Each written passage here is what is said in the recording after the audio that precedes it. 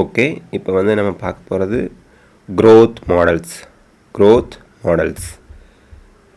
Organisms and population சாப்டரில் நம்ம பார்க்க போகிற டாபிக் growth மாடல்ஸுங்க. ஸோ growth மாடல்ஸில் ஃபஸ்ட்டு நம்ம பார்க்க போகிறது எக்ஸ்பொனன்ஷியல் growth. எக்ஸ்பொனன்ஷியல் growth ஒரு நிமிஷம். ஓகே, எக்ஸ்பொனன்ஷியல் growthனா என்ன? பிளான் க்ரோஸ் எக்ஸ்பொனன்ஷியலி, அதாவது ரொம்ப வேகமாக, எக்ஸ்பொனன்ஷியலி ஆர் ஜியாமெட்ரிக்கலி. அப்போ நமக்கு வந்து ஜே ஷேப்டு கர்வ் கிடைக்கும். இந்த இடத்துல நீங்கள் நீட் கொஷின் நோட் பண்ணி வச்சுக்கணும். ஜே ஷேப்டு கர்வ் எப்போ கிடைக்கும் அப்படின்னா எக்ஸ்பொனன்ஷியல் க்ரோத்தில். இஃப் ரிசோர்ஸஸ் ஆர் அன்லிமிட்டட், இது வந்து கண்டிஷன்ஸ். எந்த மாதிரி கண்டிஷன்ஸ் இருந்தால் எக்ஸ்பொனன்ஷியல் க்ரோத் நடக்கும் அப்படிங்கிறத பார்த்துக்கணும். அன்லிமிட்டட் ரிசோர்ஸஸ் இருக்குது and species have ability to realise fully its innate potential to grow in number. grow in numberனா என்ன அர்த்தம்? ரீப்ரொடக்ஷன் தான் grow in number.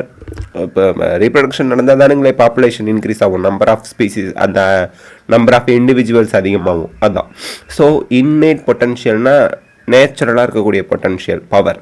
ஸோ அதோட நம்பரை இன்க்ரீஸ் பண்ணுறதுக்கு ஃபுல் பொட்டன்ஷியலோடு இருக்கணும். அண்ட் அன்லிமிட்டட் ரிசோர்ஸஸ் இருக்கணும். அன்லிமிட்டட் ரிசோர்ஸஸ்ங்கிறது ஃபுட்டு, இருக்கிற இடம், இதெல்லாம் தான் ரிசோர்ஸஸ் அப்படின்னு சொல்லுவோம். ஸோ இதை டார்வின் சொல்லியிருக்காரு. ஓகேங்களா? நெக்ஸ்ட், பாப்புலேஷன் சைஸ், அதாவது பாப்புலேஷன் டென்சிட்டி, அந்த பாப்புலேஷன் சைஸ் என் அப்படின்னு சொல்லுவோம். பர்த் ரேட்டை பின்னு சொல்லுவோம். டெத் ரேட்டை டி அப்படின்னு சொல்லுவோம். அப்போது இன்ட்ரின்சிக் ரேட் ஆஃப் நேச்சுரல் இன்க்ரீஸை ஆர்னு சொல்லுவோம். Intrinsic rate of natural increase. So rate r ஞாபகம் வச்சுங்க. இன்க்ரீஸ் இன் ரேட், அதான் intrinsic rate of natural increase.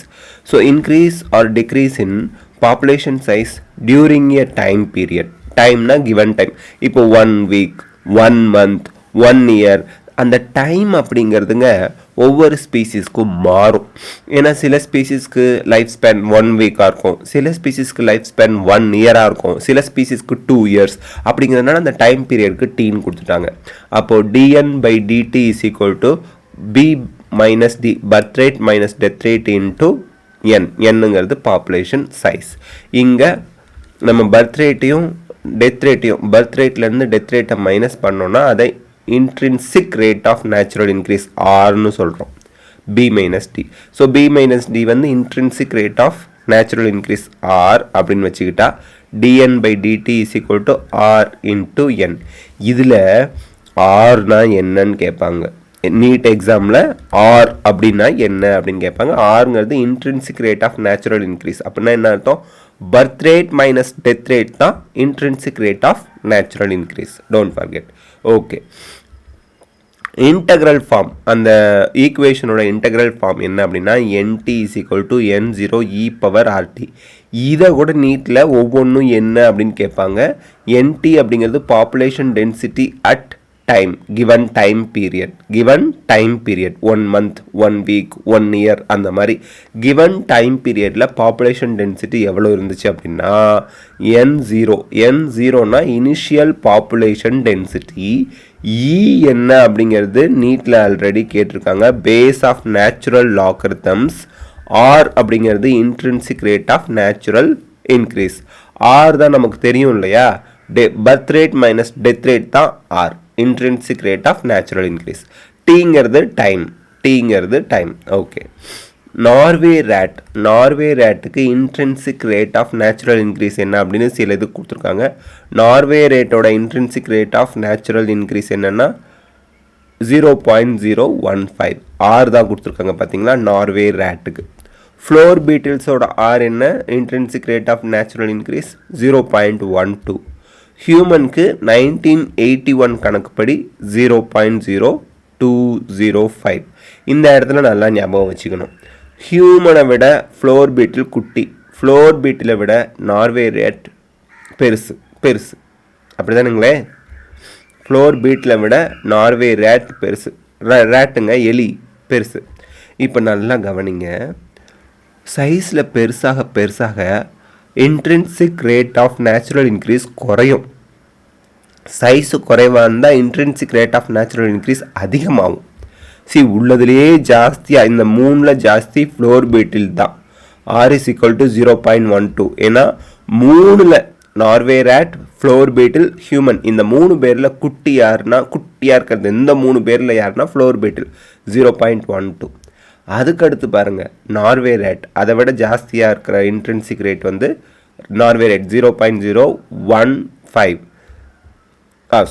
0.015. Human பீயிங்க்கு Norway ரேட்டை விட ஜாஸ்தியாக இருக்குது. ஏன் அப்படின்னா இங்கே பாருங்கள், ஹியூமன் பீயிங்க்கு தான் ஜாஸ்தி, ரேட்டுக்கு கம்மி தான். அப்படி தானுங்களே? ஆமாம், 0.025 இருக்கிறான் ஹியூமன் பீயிங். நார்வே ரேட் 0.015 தான் இருக்காங்க. இங்கே மட்டும் சைஸ் வேலைக்கு ஆகலை. காரணம் சொல்கிறேன் நான். ஏன்னா Norway rate is constricted to one place, ஒரு confined to one particular place. Human தான் நார்வேலையும் இருக்கான், இந்தியாவிலையும் இருக்கான், ஏஷியாவிலையும் இருக்கிறான், எல்லா ஆஸ்திரேலியாலையும் இருக்கிறான். ஹியூமன் நம்ம வந்து எல்லா காண்டினென்ட்லேயும் இருக்கோம். பட் நார்வே ரேட் நார்வேல தான் இருக்குது. அதர் காண்டினென்ட்லலாம், ஏஷியன் ரீஜன்லலாம் நம்ம நார்வே ரேட்டை பார்க்க முடியாது. ஸோ தட் இது டிஃபர் ஆகுது. இந்த இடத்துல நம்ம நோட் பண்ண வேண்டியது, இந்த இன்ட்ரின்சிக் ரேட் ஆஃப் நேச்சுரல் இன்க்ரீஸை நீட் கொஷினில் கேட்பாங்க. இந்த டேட்டாவை நல்லா பார்த்துக்குங்க, ஓகேங்களா? எழுதி வச்சுக்குங்க.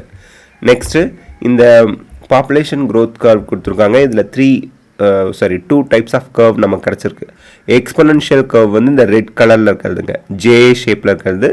எக்ஸ்பொனென்ஷியல் கர்வுக்கான formula dn/dt is equal to rn. என்னங்கிறது பாப்புலேஷன் டென்சிட்டி, ஆருங்கிறது intrinsic rate of natural increase, dn/dt பார்த்துக்குங்க.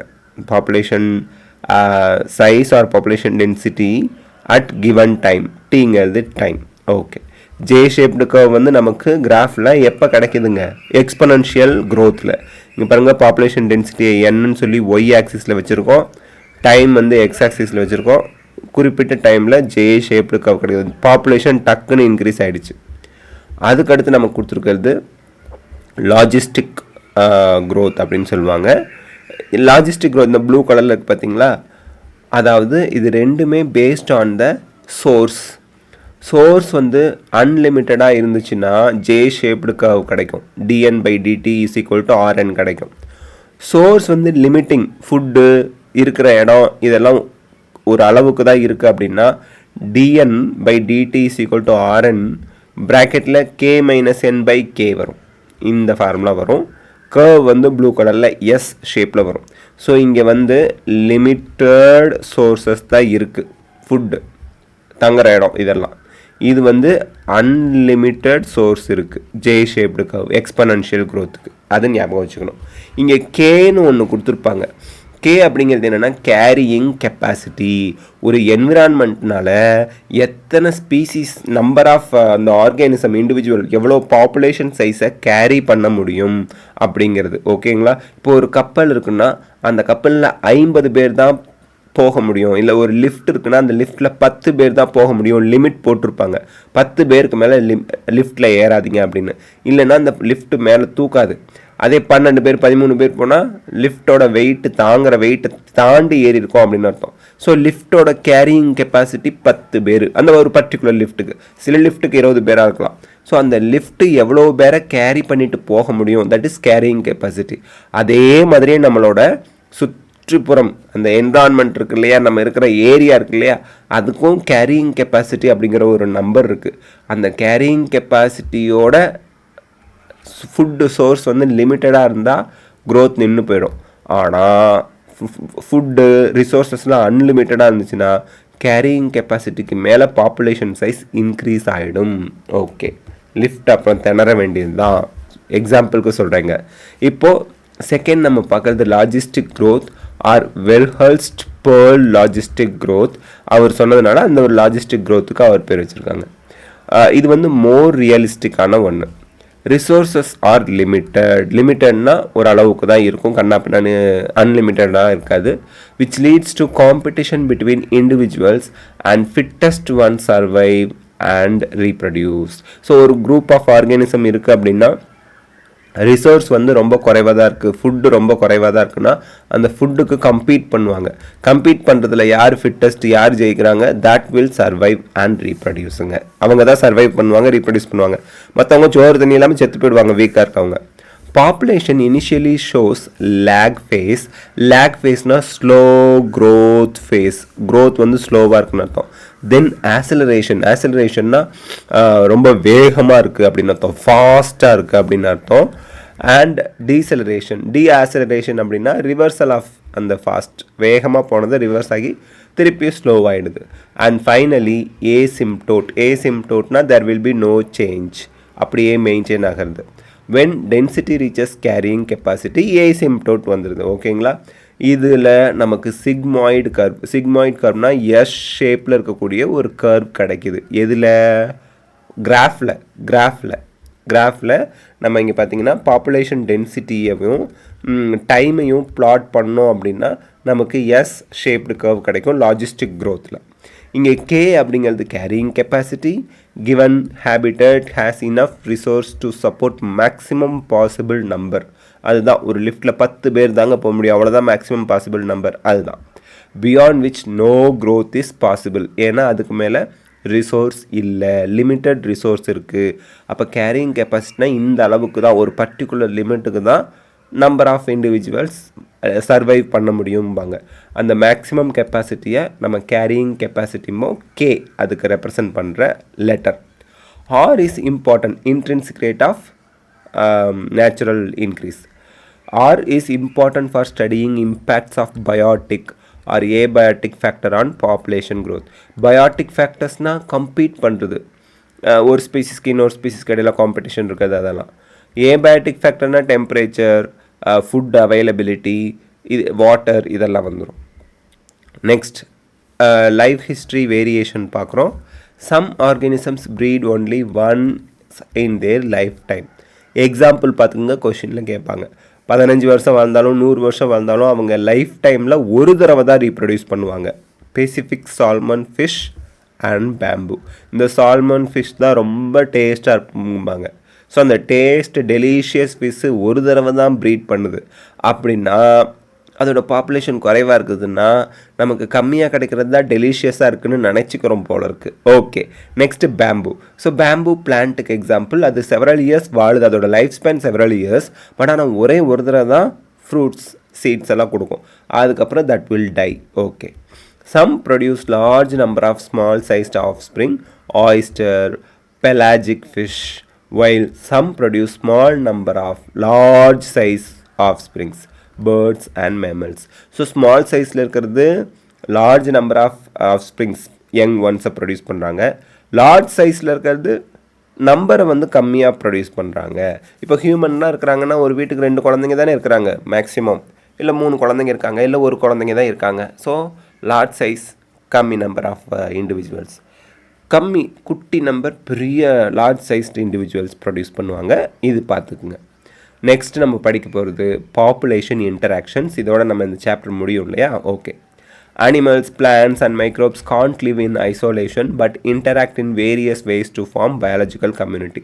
ஸோ நமக்கு வந்து ஃபுட்டு நான் தனியாக தான் வாழ்கிறேன், I like to be alone அப்படின்னு யார் சொன்னாலும் சோத்துக்கு பிளான்ட்ஸை நம்பி தான் ஆகணும். So directly or indirectly we form a biological community. ஒருத்தர் நம்பி தான் வாழ்கிறாங்க. ஓகேங்களா? இன்டராக்ட் பண்ணி தான் ஆகணும். இப்போது ஃபஸ்ட்டு நம்ம பார்க்குறது இன்டர் ஸ்பெசிஃபிக் இன்ட்ராக்ஷன். இன்டர் அப்படின்னாலே பிட்வீன் அப்படின்னு அர்த்தம். பிட்வீன்னா ஒரு ஸ்பீசிஸ்க்கும் அண்ட் அனதர் ஸ்பீசிஸ்க்கும் இடையில இருக்க இன்டராக்ஷன். 2 டிஃப்ரெண்ட் ஸ்பீசிஸ்க்கு இடையில இருக்க interaction. Interaction between population of different species. ஒரு ஸ்பீசிஸோட பாப்புலேஷனுக்கும் இன்னொரு ஸ்பீசிஸோட பாப்புலேஷனுக்கும் இடையில இருக்க இன்ட்ராக்ஷன் தான் இன்டர் ஸ்பெசிஃபிக் இன்டராக்ஷன். அது பாசிட்டிவாக இருக்கலாம், நெகட்டிவாக இருக்கலாம், யூஸ்லெஸ்ஸாக இருக்கலாம். அது என்னன்னு பார்ப்போம். It can be beneficial. பெனிஃபிஷியலை ப்ளஸ் அப்படின்னு சொல்வீங்க. பெனிஃபிஷியல் அதுக்கான அந்த சிம்பிள் வந்து ப்ளஸ். ரெண்டாவது டெட்ரிமெண்டலாக இருக்கலாம். டெட்ரிமெண்டல்னால் ஹார்ம்ஃபுல், பிரச்சனையை ஏற்படுத்துறது. நெகட்டிவாக இருக்கலாம். உங்கள் ஃப்ரெண்ட்ஸே சில பேர் உங்களுக்கு நல்லது செய்வாங்க, சில பேர் கெட்டது செய்வாங்க. நியூட்ரல்னால் அவங்களால ஒரு பைசாவுக்கு பிரயோஜனம் இல்லை அப்படிம்பாங்க, இல்லை அந்த மாதிரி இருக்கலாம். 2 both species are one of them. So 2 species இன்டராக்ஷனில் இருக்காங்கன்னா ஒருத்தர் பெனிஃபிஷியல், இன்னொருத்தர் டெட்ரிமெண்டல். இல்லை 2 பேரும் பெனிஃபிஷியல், இல்லை 2 பேரும் டெட்ரிமெண்டல், 2 பேருமே நியூட்ரலாக கூட இருக்கலாம். பார்க்கலாம். 2 பேரும் நியூட்ரலாக இருக்காது. அப்படின்னா அவங்கவுங்க வேலையை பார்த்துட்ருக்காங்கன்னு அர்த்தம். ஓகே, இப்போது என்னென்ன டைப் இருக்குன்னு பார்க்கலாம். ஃபஸ்ட்டு பாருங்கள், மியூச்சுவலிசம். மியூச்சுவலிசம் வந்து இன்டராக்ஷனில் இருக்கக்கூடிய 2 ஸ்பீசிஸ்க்குமே ஒருத்தரால் இன்னொருத்தருக்கு பலன் நல்லா தான் இருக்குது. சரி, காம்படிஷன், போட்டி போடுறாங்க. அதாவது ஒரே ஒரு ஃபுட்டு, ஒரே ஒரு ஆடு தான் இருக்குது, 2 சிங்கம் அதுக்கு போய் போட்டி போடுது. இல்லைன்னா சிங்கமும் புலியும், ஏன்னா 2 டிஃப்ரெண்ட் ஸ்பீசிஸ்னு சொல்கிறாங்கல்ல, சிங்கம் புலி 2ம் போய் அதை அடித்து சாப்பிடணுன்னு போட்டி போடுது. ஸோ ஒருத்தராக இன்னொருத்தருக்கு நெகட்டிவ் தான். ஓகே, அது காம்படிஷன். ப்ரெடேஷன்னா என்ன அர்த்தம்னா, சிங்கம் ஆட்டை திங்குது, ஆடு செத்து போயிடுது, சிங்கம் உயிரோடு நல்லா சர்வைவ் ஆகுது. ஸோ சிங்கங்கிற ஸ்பீசிஸ்க்கு இங்கே பாசிட்டிவ், ஆடு செத்து போயிடுது டெட்ரிமெண்டல், ஹார்ம்ஃபுல். பேரசைட்டிசமும் அதே தான். பாக்டீரியானால நமக்கு டிசீஸ் வருது, பாக்டீரியாவுக்கு நம்மக்கிட்ட இருந்து சாப்பாடு கிடைக்குது, நமக்கு டிசீஸ் வருது நெகட்டிவ். ஸோ பேரசைட்டிசமும் வந்து 1 பாசிட்டிவ் 1 நெகட்டிவ். இது இன்டர்ஸ்பெசிஃபிக் ஆர்கானிசம்ங்க. ஒரு ஸ்பீசிஸ் ஏன்னு எடுத்துக்கிறோம், இன்னொரு ஸ்பீசிஸ் பின்னு எடுத்துக்கிறோம். காமன் சாலிசம் அப்படின்னா ஒரு ஸ்பீசிஸ் பெனிஃபிஷியலாக இருக்கும், இன்னொரு ஸ்பீசிஸ்க்கு எந்த ஒரு பெனிஃபிட்டும் கிடையாது, ஆனால் இன்ட்ராக்ஷனில் இருப்பாங்க. அமென்சாலிசம் அப்படின்னா என்ன அர்த்தம்னா, ஒரு ஸ்பீசிஸ் வந்து இன்ட்ராக்ஷனில் இருக்க ஒரு ஸ்பீசிஸ்க்கு வந்து நெகட்டிவ் இம்பேக்ட், பாதிப்பு இருக்கும், இன்னொரு ஸ்பீசிஸ்க்கு பாதிப்பும் இல்லை, பெனிஃபிஷியலும் கிடையாது, அப்படி இருக்கும். இங்கே பாருங்கள், அமென்சாலிசத்துலேருந்து ஆரம்பிக்கிறாங்க. எக்ஸாம்பிளுக்காக தான் நம்ம படிக்க போகிறோம். ஏன்னா எல்லாமே உங்களுக்கு இந்த பாக்ஸ்லேயே எக்ஸ்பிளைன் ஆகிடுச்சு இல்லையா. One species is harmed various other is unaffected. இந்த கடைசியாக அமென்சாலிசம், ஒன் வந்து டெட்ரிமெண்டலாக போயிடுது, ஏதாவது கஷ்டப்படுது, இன்னொன்றுக்கு எந்த பெனிஃபிட்டும் கிடையாது. ஸோ ஃபஸ்ட்டு வந்து பார்த்திங்கன்னா, walnut tree exerts a substance ஜுக்லோன் which prevents other plant to grow as it damage their roots. So walnut tree எங்கெல்லாம் வளருதோ, இப்படி வால்நட் ட்ரீ வளருதுன்னு வச்சுக்கோங்க, இது வந்து ஜுக்லோன் அப்படிங்கிற ஒரு கெமிக்கல் சப்ஸ்டன்ஸை ரிலீஸ் பண்ணுறதுனால அதை சுற்றி எந்த பிளான்ட்டும் வளர முடியாது. ஸோ அதனால் இந்த ஜுக்லோன் அப்படிங்கிற சப்ஸ்டன்ஸை செக்ரீட் பண்ணுறதுனால வால்நட் ட்ரீக்கு பாசிட்டிவும் கிடையாது நெகட்டிவும் கிடையாது, ஆனால் சுற்றி எந்த பிளான்ட்டும் வளர முடியாமல் போயிடுது. அந்த வளர முடியாத பிளான்ட்டெல்லாம் நெகட்டிவ் இம்பேக்ட் ஆகிடுது. வால்நட் ட்ரீக்கு ஏதாவது யூஸ் இருக்கா? இல்லை. ஸோ அமென்சாலிசம். பெனிசிலின், ஒரு பெட்ரி பிளேட்டில் லெபார்ட்ரியில் நீங்கள் பாக்டீரியா வளர்க்குறீங்க, பெனிசிலினும் வளருது. இந்த பெனிசிலின் செக்ரீட் பண்ணுற பெனிசிலியம் நொட்டேட்டம் அப்படிங்கிற ஆர்கானிசம் செக்ரீட் பண்ணுற பெனிசிலின், அது வந்து பாக்டீரியாவெல்லாம் சாவடிச்சிருது. அதனால் பெனிசிலினுக்கு எந்த பிரயோஜனமும் கிடையாது பாக்டீரியா இறந்து போகிறதுனால, ஆனால் பாக்டீரியா செத்து போயிடுது. அமென்சாலிசம். ஓகேங்களா. Penicillin secreted by penicillium kills or stops growth of bacteria. Okay, இது 2 அமென்சாலிசம். ஏன்னா ஒரு ஸ்பீசிஸ்க்கு எந்த யூஸும் எந்த பெனிஃபிட்டும் இல்லை, ஆனால் இன்னொரு ஸ்பீசிஸ் டெட் ஆகிடுது, இறந்து போயிடுது. நெக்ஸ்ட் ப்ரெடேஷன் பார்க்குறோம். ப்ரெடேஷனும் ப்ளஸ் மைனஸில் வரும். ஒருத்தருக்கு பெனிஃபிட், இன்னொருத்தவங்க டெட்ரிமெண்டல், ப்ளஸ் மைனஸில் வரும். ஒன் ஸ்பீசிஸ் பெனிஃபிட்ஸ், அவங்கள ப்ரெடேட்டர் அப்படின்னு சொல்கிறோம். And interaction is detrimental. Another species வந்து இறந்து போயிடுது, அவங்கள இறை அப்படின்னு சொல்லுவோம். இறந்து போயிடுறாங்க. Predator transfer energy to higher trophic லெவல்ஸ்லாம் அடுத்த சாப்டரில் படிப்போம். Trophic levels and keep prey population under control, as prey would achieve high population density and cause ecosystem instability. So இந்த இடத்துல ecosystem instabilityயாக போகிறத பாதுகாக்குதான் ப்ரெடேஷன் அப்படிங்கிற ப்ரொசீஜர். அதாவது என்ன சொல்கிறாங்க, ஆடு மாடுலாம் தான் மோஸ்ட்லி ப்ரேவாக இருக்குது. ப்ரெடேட்டராக யார் இருக்கா? சிங்கம், புலி, இதெல்லாம் சிறுத்தை, இவங்கெல்லாம் இருக்காங்க. இந்த ஆடு மாடுகளை சிறுத்தை, புலி, சிங்கம்லாம் வேட்டையாடாமல் இருந்துச்சுன்னு வச்சுக்கோங்களேன், ஆடு மாடுங்க என்ன பண்ணும், எல்லா பிளான்ட்ஸையும் மேய்ஞ்சிரும். எல்லா பிளான்ட்ஸையும் மேய்ஞ்சிட்டா என்ன ஆகிறது, பிளான்ட் கம்யூனிட்டி பாதிக்கும். ஸோ பிளான்ட் கம்யூனிட்டி அந்த மற்றவங்கெல்லாம் நல்லா சர்வைவ் ஆகணுங்கிறதுக்காக இந்த ப்ரே ஆர்கானிசத்தோட நம்பரை ஈக்குவலாக ரொம்ப ஜாஸ்தியாகாமல் வச்சுருக்கிறத மெயின்டைன் பண்ண, அதுக்காக ப்ரெடேட்டர்ஸ் ப்ரே ஆர்கானிசத்தை அடித்து சாப்பிட்றது ஹெல்ப் பண்ணுது அப்படிங்கிறாங்க. ஈகோசிஸ்டம் இன்ஸ்டெபிலிட்டியாக போகாமல் ஈகோசிஸ்டம் ஸ்டேபிளாக இருக்கிறதுக்கு ஹெல்ப்ஃபுல்லாக இருக்குது ப்ரெடேஷன். தே reduce competitions among pray species and maintain species diversity. இந்த இடத்துல இன்னொரு இம்பார்ட்டன்ட் திங் நீட் கொஷினில் கேட்பாங்க. நிறைய ஆடு மாடுங்க இருந்துச்சு, பிளான்ஸ் அவைலபிலிட்டி ஆஃப் பிளான்ஸ் கம்மியாக தான் இருக்குது அப்படிங்கிற பட்சத்தில் இந்த ஆடு மாடுங்களுக்குள்ளேயே போட்டி வந்துடும், யாரா இந்த புல்லை மேயறதுன்னு. அதே இந்த ஆடு மாடுங்களை நம்பரை கண்ட்ரோலில் இந்த ப்ரெடேட்டர்ஸ் வச்சுருந்துச்சுன்னா அவங்களுக்குள்ள காம்படிஷன் இல்லாமல் இருக்கும் அண்ட் ஸ்பீசிஸ் டைவர்சிட்டி கண்டினியூ ஆகும், மெயின்டைன் ஆகும். Predators are prudent as it can overexploit its prey and prey might extinct. Eventually, predators will extinct due to lack of food. So, predators வந்து கிளவராக செயல்படுவாங்க, தெளிவாக இருப்பாங்க. ஏன் அப்படின்னா predators வந்து இப்போ ஆடு மாடுகளை ஓவராக வேட்டையாடி தின்னுட்டாங்கன்னு வச்சுக்கோங்களேன், அப்போ என்ன ஆகும்? ப்ரே ஆர்கானிசம் எக்ஸ்டிங்க்ட் ஆகிடும், அதாவது ஆடு மாடுங்க எக்ஸ்டிங்க்ட் ஆகிடும். ஆடு மாடுங்க எக்ஸ்டிங்க்ட் ஆகிடுச்சுன்னா இப்போ புலி சிங்கம் இதுக்கெல்லாம் ஃபுட்டு கிடைக்காம போயிடும். அப்படி கிடைக்காம போயிடுச்சுன்னா என்ன ஆகும்? சிங்கம் புலி அதெல்லாம் அழிஞ்சு போயிடும், ஏன்னா அதுக்கு ஃபுட்டே இல்லை, அவங்களே ஓவர் எக்ஸ்ப்ளாய்ட் பண்ணிட்டாங்க. அதனால் இந்த ப்ரெடேட்டர்ஸ் என்ன பண்ணுவாங்க அப்படின்னா எப்போ அவங்களுக்கு பசிக்குதோ அப்போ மட்டும்தான் வேட்டையாடுவாங்க, பசி இல்லாதப்போ வேட்டையாட மாட்டாங்க. ஆடு மாடு பக்கத்துலேயே வந்து நின்னா கூட அவங்களுக்கு பசி இருந்தால் வேட்டையாடுவாங்க, பசி இல்லைன்னா அமைதியாக போயிடுவாங்க. ஓகேங்களா? நெக்ஸ்ட் எக்ஸாம்பிள் பார்க்கலாம். Prickly pear cactus when introduced in Australia. அதாவது அந்த ஈகோசிஸ்டம் ஸ்டெபிலிட்டி, அதுக்கப்புறம் அந்த ப்ரெடேட்டர்ஸ் ஜாஸ்தியாக இருந்தால் இல்லை ப்ரே ஆர்கானிசம் ஜாஸ்தியாக இருந்தால் என்ன ஆகுது அப்படிங்கிறது. ப்ரிக்லி பியர் கேக்டஸ் அப்படிங்கிறது, ப்ரிக்லி அப்படின்னாலே இந்த முள்ளோடு இருக்கிறது, ப்ரிக்லி பியர் கேக்டஸ் முள்ளோடு இருக்கக்கூடிய கள்ளி செடி, அது அழகாக இருக்குன்னு ஆஸ்திரேலியாவில் இன்ட்ரடியூஸ் பண்ணாங்க. காஸ்ட் ஹேவோக்னா பெரிய பிரச்சனை, சரி பண்ண முடியாத மாதிரியான பிரச்சனை பை ஸ்ப்ரெட்டிங் ரேப்பிட்லி. ஏன்னா இந்த முள்ளு செடி கள்ளி செடி ஜாஸ்தியாக ஸ்ப்ரெட் ஆகும்போது மற்ற யூஸ்ஃபுல் பிளான்ட்ஸ் எல்லாம் வளராமல் போயிடும், அந்த பிளான்ட்ஸ்க்கு இது கம்பீட் பண்ணுது இல்லையா. And was brought under control when cactus feeding. கேக்டஸை சாப்பிடக்கூடிய மாத், அந்த பட்டர்ஃப்ளை மாதிரி இருக்கும் இல்லையா, moth was introduced. So moth introduce பண்ணதுக்கப்புறம் அது கேக்டஸை பூரா தின்னு அதை கண்ட்ரோலுக்கு கொண்டு வந்துச்சு. ஸோ இங்கே ப்ரெடேட்டர் யாருன்னா மாத்து, ப்ரேவா யார் இருந்தாங்க, ப்ரிக்லி பியர் கேக்டஸ் இருந்தாங்க. அதை கண்ட்ரோலில் கொண்டு வரதுக்கு மாத் ஹெல்ப் பண்ணுச்சு. ஓகே.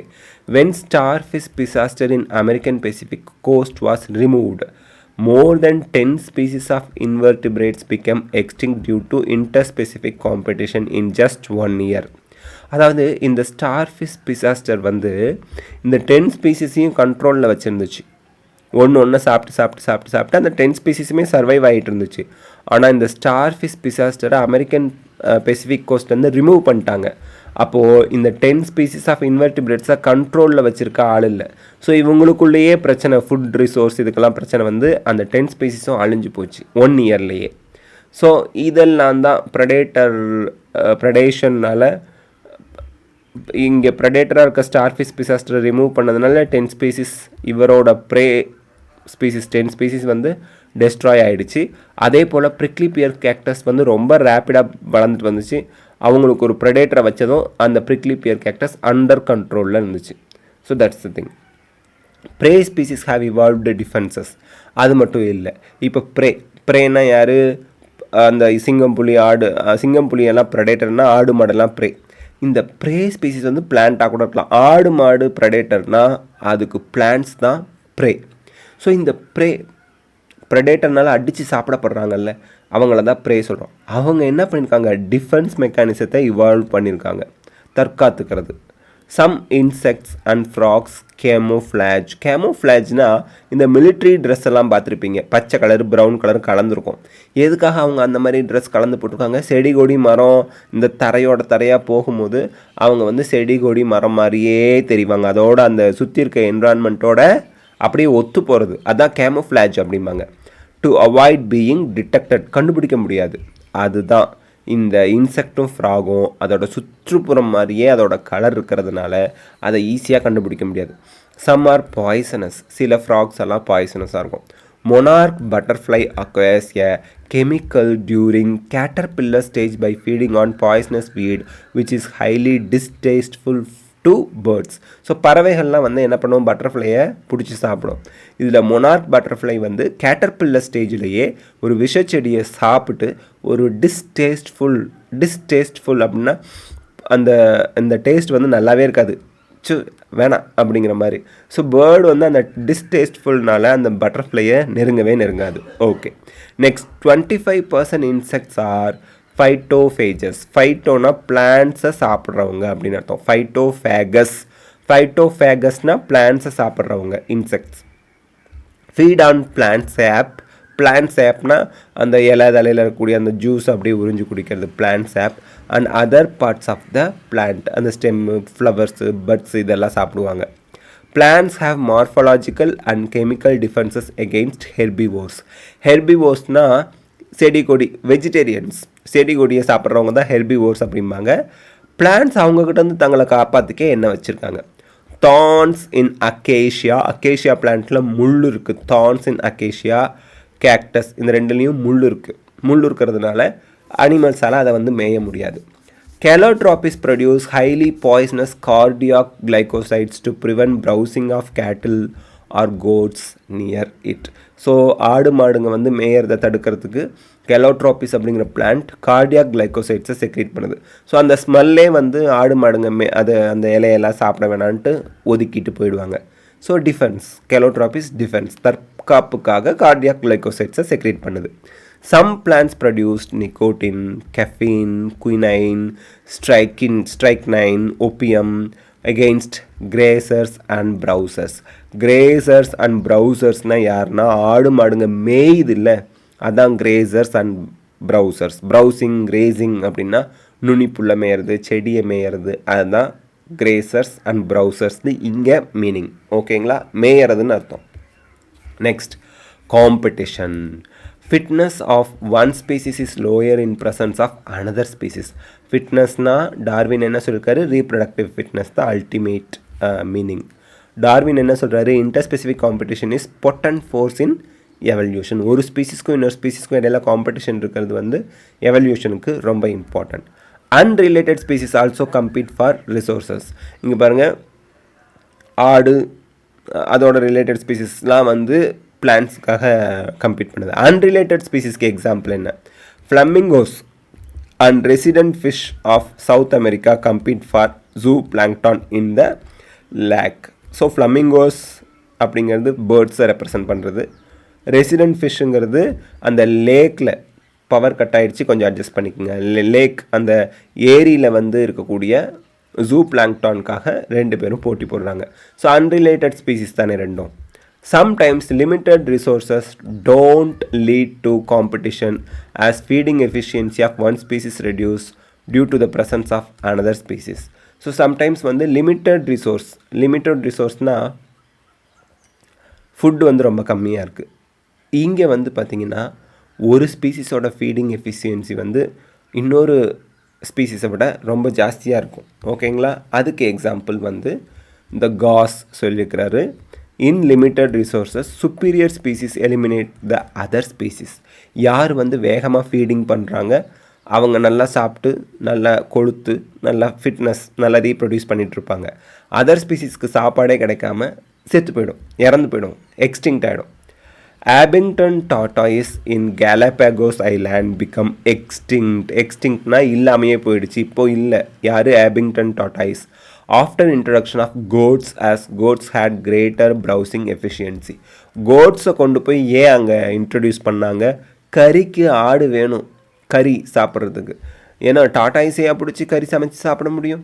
ஸோ கோட்ஸை இன்ட்ரடியூஸ் பண்ணாங்க. கோட்ஸ் உங்களுக்கு தெரியும் வேகமாக போய் மேயும், கொஞ்சம் உயரமாகவும் இருக்கும். டாட்டாயிஸோட வேகம் நமக்கு தெரியும், ரொம்ப ஸ்லோவாக தான் போகும். இங்கே முயல் ஆமை கதையெல்லாம் வேலைக்கு ஆகாது. சாப்பாடு வேகமாக போய் சாப்பிட்ணும், இல்லைன்னா சாப்பாடு கிடைக்காது. ஸோ கோட்ஸ் எல்லா பிளான்ஸையும் மேய்ஞ்சிக்கிட்டு இருக்கையில் டாட்டாயிஸ்க்கு ஃபுட்டு கிடைக்கல. அப்படியே டாட்டாயிஸ் சாப்பிட்லான்னு பிளான்ஸ்கிட்ட போனாலும் கோட் எட்டி ஒரு உதைக்கும், அது தள்ளி போய் விடுவோம். திருப்பி அங்கேருந்து இங்கே வரத்துக்குள்ளே சாப்பாடு இங்கே இல்லாமல் போயிடுது. அப்படிங்கிற பட்சத்தில் அது மட்டும் இல்லாமல் அதோட உயரத்துக்கு, ஏன்னா டாட்டாயிஸால் ஒரு உயரம் வரைக்கும் தான் ரொம்ப தரையாக இருக்கக்கூடிய ஒரு ஆர்கானிசம். ஸோ அதெல்லாம் எட்டி ஆடு மாடுங்க மாதிரியெல்லாம் சாப்பிட முடியாது. ஆடு குனிஞ்சும் சாப்பிடும், நிமிந்தும் சாப்பிடும், எட்டியும் சாப்பிடும். பட் டாட்டாயிஸ் அப்படி கிடையாது. So it became extinct because of competition. Limited ரிசோர்ஸ்னால, ஃபுட்டு கம்மியாக இருந்ததுனால. காஸ் காம்படிட்டிவ் எக்ஸ்க்ளூஷன் பிரின்சிபல் என்ன சொல்கிறாங்க அப்படின்னா, Two closely related species competing for the same resource can't coexist. ரெண்டு பேரும் அந்த இடத்துல சர்வைவ் ஆக முடியாது.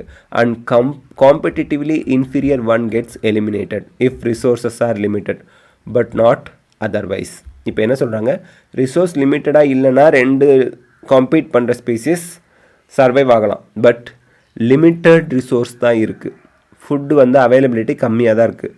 அப்போது பவர் வந்துருச்சு. அப்போது உங்களுக்கு ஒரு இன்ஃபீரியர் ஸ்பீசிஸ் எக்ஸ்டிங்க்ட் ஆகிடும். காம்படிட்டிவ் ரிலீஸ் அப்படின்னா என்ன? Species whose distribution is restricted to a particular area due to presence of superior species and would expand its range when competing species is removed. So superior species இருக்கிறதுனால சில ஸ்பீசிஸோட distribution வந்து particular ஏரியாவில் தான் இருக்கும், அதை தாண்டி இருக்காது. கம்பீட் பண்ணுற ஸ்பீசிஸ் ரிமூவ் பண்ணினா அதோட ப்ரெசன்ஸ் வந்து எக்ஸ்பேண்ட் ஆகும், அவ்வளோதான். கார்னல்ஸ் எலிகண்ட் ஃபீல்ட் எக்ஸ்பெரிமெண்ட் அப்படின்னா superior barnacle Balanus on rocky sea coast of Scotland excludes small barnacle Chthamalus. இதெல்லாம் இதுதான் நீட் பேஸ்டு கொஷின்ஸ். எப்படி கேட்பாங்க அப்படியே பார்த்து நம்ம பாயிண்ட்ஸ் எடுத்து படிக்கிறோம், ஏன்னா டைம் வேஸ்ட் பண்ணிகிட்ருக்கக்கூடாது நம்ம, அதனால தான். ஸோ சுப்பீரியர் பார்னக்கிள் பலானஸ் வந்து ராக்கி சி கோஸ்ட் ஆஃப் ஸ்காட்லாண்டில் ஸ்மால் பார்னக்கிள் கேத்தாமலஸை எக்ஸ்க்ளூட் பண்ணிட்டாங்க. எக்ஸ்க்ளூட் ஆயிடுச்சுன்னா எக்ஸ்டிங்க்ட் ஆயிடுச்சுன்னு அர்த்தம். Because superior barnacle that is Balanus வந்து சுப்பீரியர், அவங்க வந்து கேத்தாமலஸை ரிமூவ் பண்ணிட்டாங்க. ஏன்னா இவங்ககிட்ட இவங்களால சாப்பாடுக்கு ஃபுட் ரிசோர்ஸ்க்கு போட்டி போட முடியல. யாரால்? பலானஸோட கேத்தாமலஸால் போட்டி போட முடியல. சரி, ரிசோர்ஸ் பார்ட்டிஷனிங்னா என்ன? ஃபுட்டை பிரிச்சுக்கலாம், நீ இப்போ சாப்பிடு நான் அப்புறம் சாப்பிட்றேன் அப்படிங்கிற மாதிரி. மெக்கானிசம் டு ப்ரமோட் கோஎக்ஸிஸ்டன்ஸை ப்ரமோட் பண்ணுறதுக்கு தான் இந்த ரிசோர்ஸ் பார்ட்டிஷனிங் இருக்குது NEET question. Rather than exclusion. ஒரு பர்டிகுலர் ஸ்பீசிஸ் எக்ஸ்டிங்க்ட் ஆகிறது தடுக்கிறதுக்கு ரிசோர்ஸ் பார்ட்டிஷனிங் ஹெல்ப் பண்ணுது. By choosing different times for feeding or foraging pattern. ஃபோரேஜிங்னா அந்த இலதலையை மேயறது தான் ஃபோரேஜிங் அப்படின்னு சொல்லுவாங்க. MacArthur showed 5 species of warblers அப்படிங்கிறது குட்டி பேர்ட்ஸ், குட்டி பறவைகள் on same tree coexisted due to difference in foraging activities. சிலது பூச்சை பிடிச்சி திங்கும், சிலது லீஃபை திங்கும், சிலது ஃப்ரூட்ஸை திங்கும். அதே மாதிரி சிலது பகலில் திங்கும், சிலது நைட்டில் வந்து சாப்பிட்றதுக்கு வெளியே வருவாங்க. ஸோ அதுதான் அது வந்து நமக்கு ரிசோர்ஸ் பார்ட்டிஷனிங் அப்படின்னு சொல்கிறோம். ஓகேங்களா?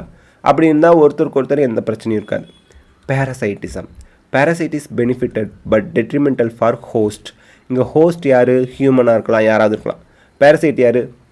அவங்க உடம்புக்குள்ளே வாழ்கிறவங்க. பேரசைட் வந்து லிவிங் ஹோஸ்ட்டில் மட்டும்தான் உயிர் வாழும். லிவிங் ஹோஸ்ட் அதுக்கு தேவை, இல்லைன்னா பேரசைட்டால் உயிர் வாழ முடியாது. Many parasite have become host ஸ்பெசிஃபிக்னா என்ன அர்த்தம்னா, ஒரு பேரசைட்டுக்கு ஒரு பர்டிகுலர் ஹோஸ்ட் தான் வேணும், வேறு எந்த ஹோஸ்ட்லேயும் அதால் சர்வைவ் ஆக முடியாது. Which leads to coevolution of both parasite and host. Coevolution என்ன அர்த்தம்னா, ஹோஸ்ட்டில் ஏதாவது சேஞ்ச் வந்தால் பேரசைட்லேயும் அதுக்கு தகுந்த மாதிரி சேஞ்ச் வரணும். ஏன்னா அந்த பர்டிகுலர் ஹோஸ்ட்டில் தான் அந்த பேரசைட் வாழும்.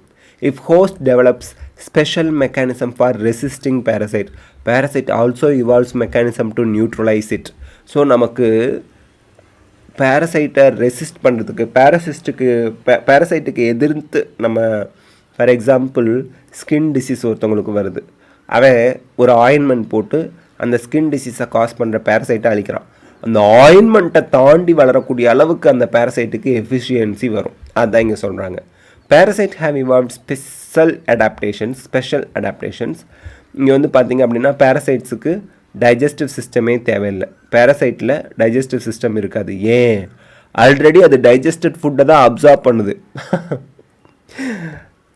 ரத்தத்தை உறிஞ்சுதுங்க, ரத்தத்தில் ஆல்ரெடி டைஜஸ்டட் ஃபுட்டு தான் இருக்கும். அப்போ எதுக்கு பேரசைட்டுக்கு டைஜஸ்டிவ் சிஸ்டம் தேவையில்லை. அண்ட் அதர் சென்ஸ் ஆர்கன்ஸ் அதுக்கு எதுக்கு?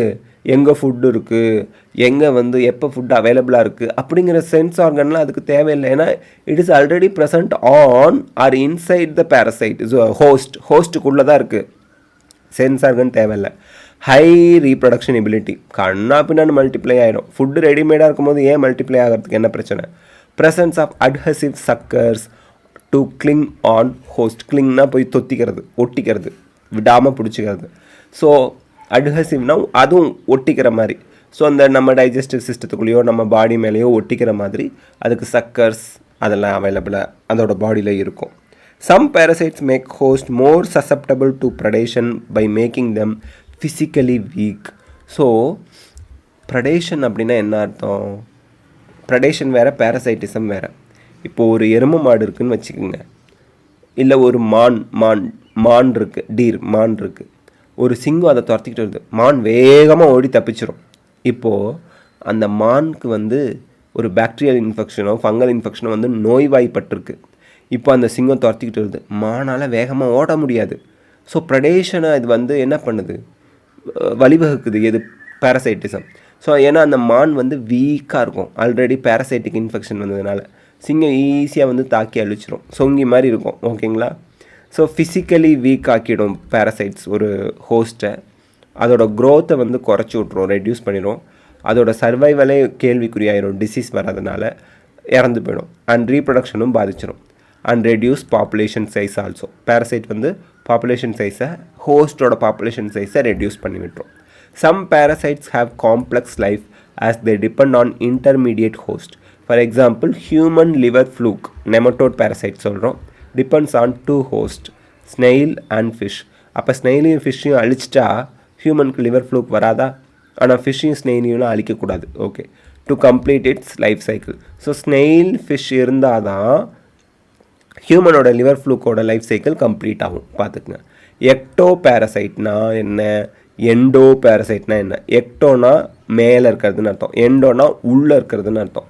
Ecto parasite, parasite that feed on surface of the host. தலையில் பேன் இருக்கும், lice in the head of the human being. Ticks on dogs, நாய்களுக்கு மேலே அந்த டிக்ஸ், உண்ணி அந்த மாதிரி ஒரு பூச்சி மாதிரி இருக்கும். லைஸ் ஆன் ஹியூமன், தலையில் பேன் இருக்கிறது. Cuscuta on hedge plant. Animals மட்டும் சொல்லிட்டாங்க, பிளான்ட்ஸ்க்கு எக்ஸாம்பிள் சொல்லணும்ல. Cuscuta on hedge plant.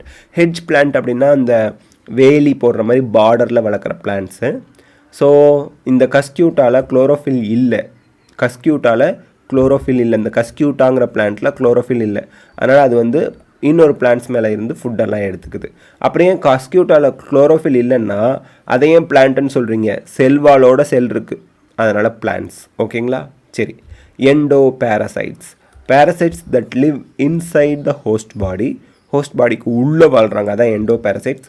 Have complex life cycles. Complex life சைக்கிள்ஸ்னால் அதோட லைஃப் சைக்கிளை முடிக்கிறதுக்கு இன்டர்மீடியேட் ஹோஸ்ட் வேணும், அதான் காம்ப்ளெக்ஸ் லைஃப் சைக்கிள். மறந்துடாதீங்க, காம்ப்ளெக்ஸ் லைஃப் சைக்கிள்னால் என்னென்னு கன்ஃபியூஸ் ஆகக்கூடாது.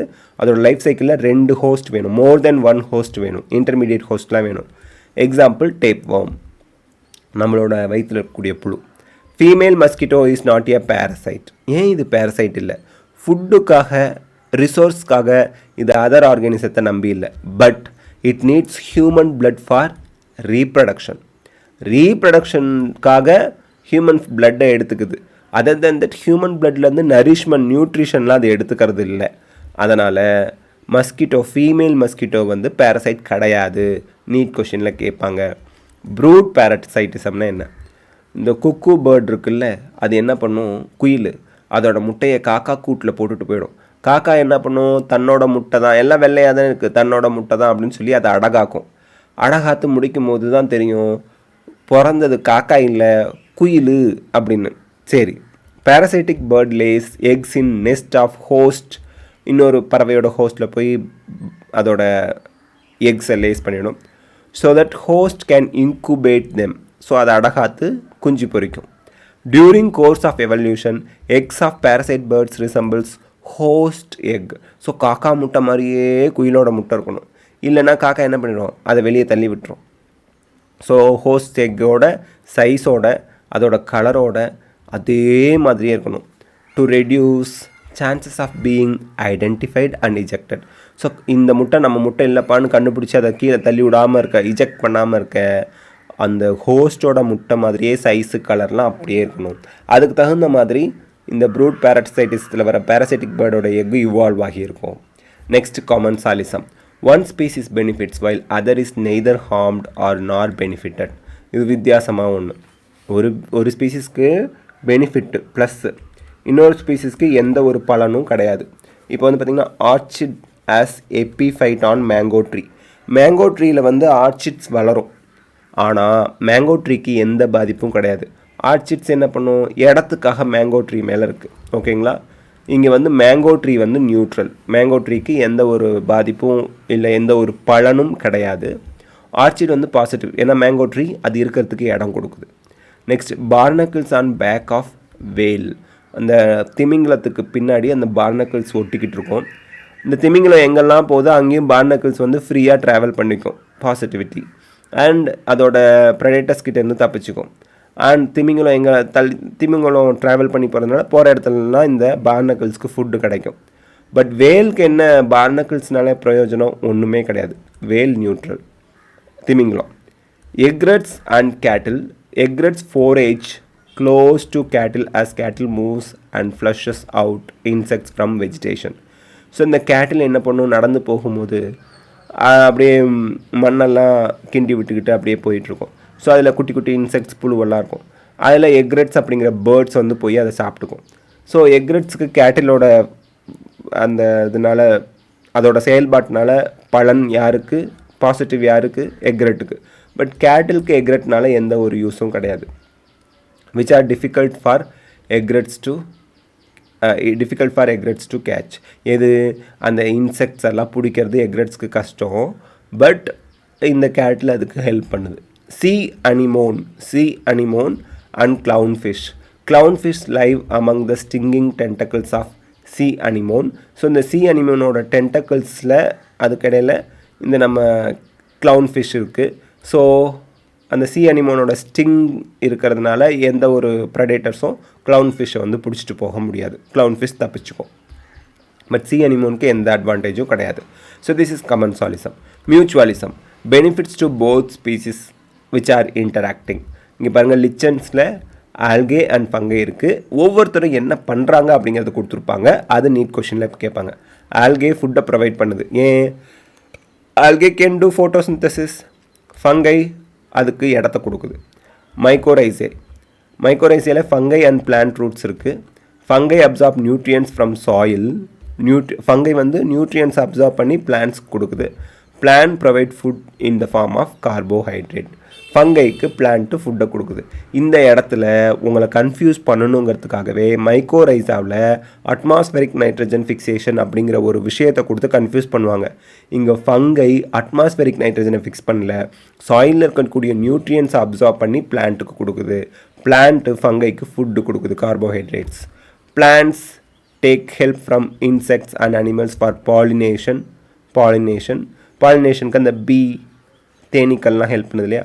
அண்ட் சீட் டிஸ்பர்சலுக்கு அந்த அனிமல்ஸ்லாம் ஹெல்ப் பண்ணுது, ஒரு இடத்துலேருந்து இன்னொரு இடத்துக்கு சீடு கொண்டு போய் விடுறதுக்கு. And in return provide juicy nectars, nutritious fruits, pollen, இதெல்லாம் ஃபுட்டாக கொடுக்குது. ஸோ ரெண்டு பேருமே பெனிஃபிஷியல், மியூச்சுவலிசம்.